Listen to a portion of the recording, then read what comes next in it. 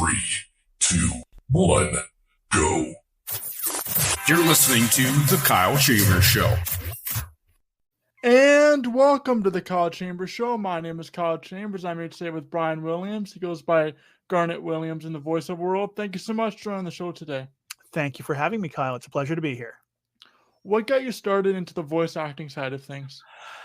Well, I worked in radio, as you know. I went to Mohawk College for radio, and I liked voicing things there, working on projects as a student. And then when I got into the radio industry, I let them know that I could voice and that I liked to voice, and I could do characters and I could do commercial reads. So they used me for that. And as a lot of the announcers that I worked with in the radio station were doing outside voice work as a side hustle, one of them suggested that I could do that too. So using my production skills, I put together a bit of a demo of some of the stuff that I had done in the radio station and sent that off to agents in Toronto. And that led to me getting an agent to represent me. And then that led to doing voiceover work outside of the radio station.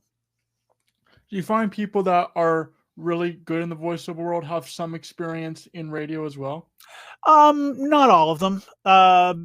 And you know what? There's a lot of radio people who try to transition into voiceover work and don't quite get it. Usually some of the guys that have been in radio for a long time, and they're used to having a certain style when they read commercials, when they do anything with their voice, it sounds very announcer-ish, but that's how things were in the 70s, 80s, 90s. But nowadays, the voiceover industry, they're not really looking for announcers. They're looking for actors. So I find some voiceover aspiring voice actors that come from radio, they kind of have to unlearn some bad radio habits and work on gaining some acting skills so that they can make better headway. So I've met a lot of people in voiceover that came from radio, but myself included, they all had to unlearn some of those radio habits and work more on becoming an actor and less on an announcer. And then there's just as many people working in the voiceover industry that have no prior experience acting or broadcasting or anything like that. How do you have to change your voice for a commercial for a soccer football team as opposed to a JCPenney commercial, for example? Well, first and foremost, I only decide what I'm going to do based on the direction I'm given by the casting person and by the director in the booth. And, the script has direction on it as well that I have to follow. So, that and a little common sense, when you're reading a sports thing, that it's going to be very high energy and it's going to be very enthusiastic. And, for something like JCPenney, that's more of just a conversational sharing some information. Right now at JCPenney, everything's on sale. So it's not going to be like that sports read where tonight the Ticats take on the Blue Bombers. You're not going to have that same kind of almost aggression to your voice when you're doing sports. Sometimes you have that really aggressive, competitive kind of tone. So the direction on the script and whoever's recording you, and if you're recording yourself, then just a little common sense, and you gain that just by all the stuff that you've heard on radio and TV from other voice actors voicing similar projects. What's the most memorable product that you've worked on in a positive way as a voice actor? Most memorable product or project. The most memorable project. I have two. One is an animated series that I did for Mojo Media that was a web series that actually did end up airing on Teletoon, where I got to play a boy named Billy that went to a wizarding school. It's kind of similar to Harry Potter, but it aired on Teletoon, but it aired on Teletoon at night because there was some blue language, off color material involved in it. I didn't let my kids watch it until they were 18, put it that way. But it was a really fun series, and the people that I worked with were so creative and so incredible. The directors, the writer, the creator of the show, and the other talent. And then just because I'm a bit of a nerd, I'm not a bit of a nerd, I'm a huge nerd. I carved out a niche voicing toy commercials, and which is cool. I did Hot Wheels and Air Hogs, and I did Nintendo video games. But one day I got to voice for a Star Wars game, where you're like an X-Wing commander, and I got to voice a little TV commercial for that. And that, being a huge Star Wars fan, was just like awesome. That's really awesome. I know I've seen it on videos of you on social media going to different Star Wars places, and you've talked about going to Star Wars as well. Me personally, I love Teletoon and Teletoon at Night. Growing up, that was kind of the introduction for other channels as well. So Yeah. I remember growing up kind of in that 2000s, early 2010s era, where Teletoons were a really big part of TV back in the day. Yeah, the show that I did was called Terrific Land, and if I don't know if you caught it on Teletoon at Night, but it's still on Mojo's YouTube channel if you ever want to check it out. A lot of fun stuff on Teletoon at Night back then. You're right. When you're at Mohawk College, you do teaching as far as script writing and also how to go into the radio side with different editing of projects. So how do you transition from being a voice actor, kind of adding that to your teaching when you're at Mohawk College? To me, it always seemed like a natural extension, because I was voicing things when I first got to the college, and then as a student, and then the college taught me the skills that I needed to be able to edit and to be able to write commercials. So I always had overlap, and I'm very fortunate. I don't let it go to my head, but I know that not all of my fellow students could do all three of those.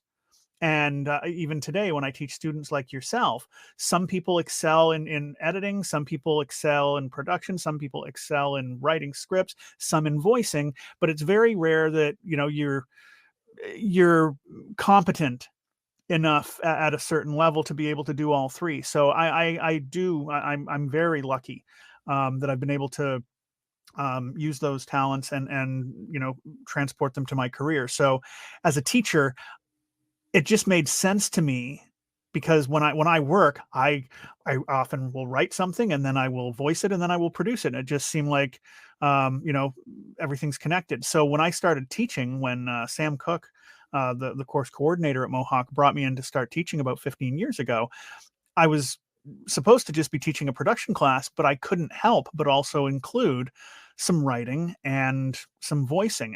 And now, since COVID, we've revamped the course. As you know, your class was the first ones to experience the newly reimagined radio and creative content.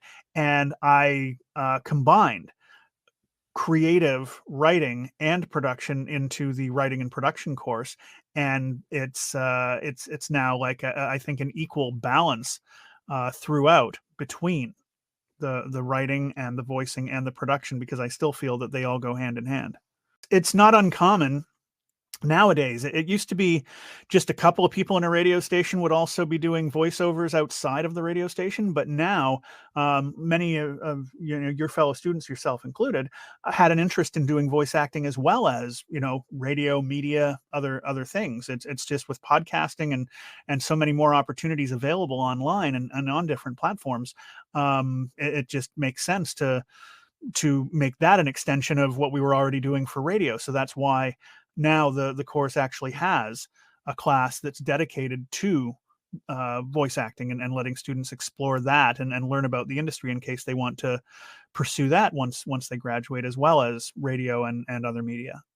What do you think the future of voice acting is? Hard to say. It's ever changing and ever evolving. It's changed so much in the last 20 years, and since I've been doing it, I've seen changes. And you know what? I just tell people, because I coach as well, and the students that I coach, they sometimes are worried about AI coming in or other advancements in the industry that might change the way things are done. And just keep focused on what you want to do, and try to work with people that create the kind of projects that you are interested in, that you want to be part of. Always be the person that they like working with, so that they'll always want to work with you again. And be the person that makes their job easier, because you're so easy to work with and so much fun to work with, and you show that you respect it. And that's it. Just you waste energy by focusing on things that you have no control over. So is AI going to take over the voiceover industry?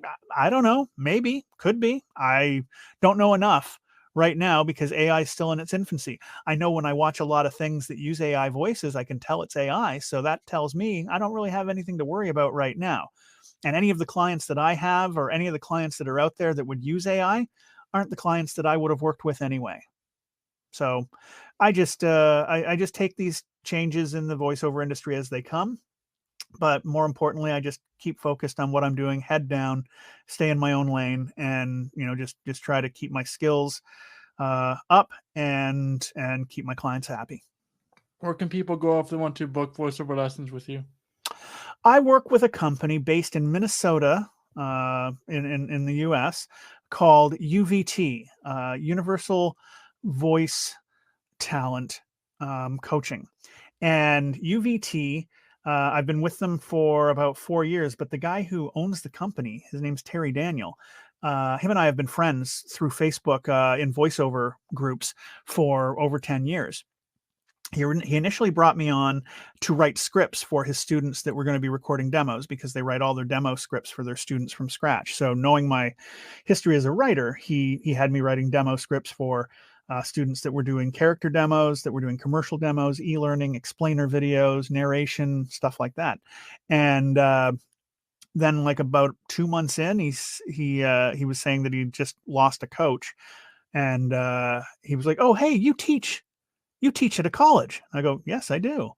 "You forgot that?" And he went, "Yeah, well, you could be a coach." And I'm like, "All right, I'm used to teaching to students in a classroom setting, to multiple students, like 30, 40 students in a classroom. Teaching one-on-one through Zoom was a little bit of an adjustment, but I've been doing it now for about 4 years, all through COVID and to this day.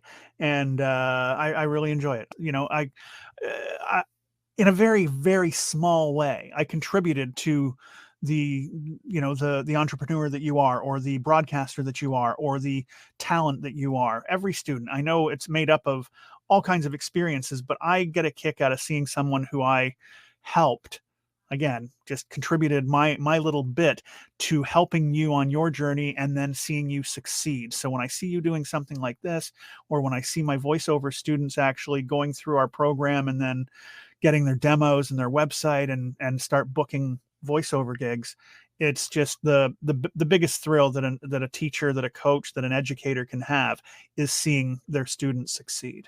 I totally agree. Thank you so much for your time today. You're very welcome, Kyle. Thank you for having me.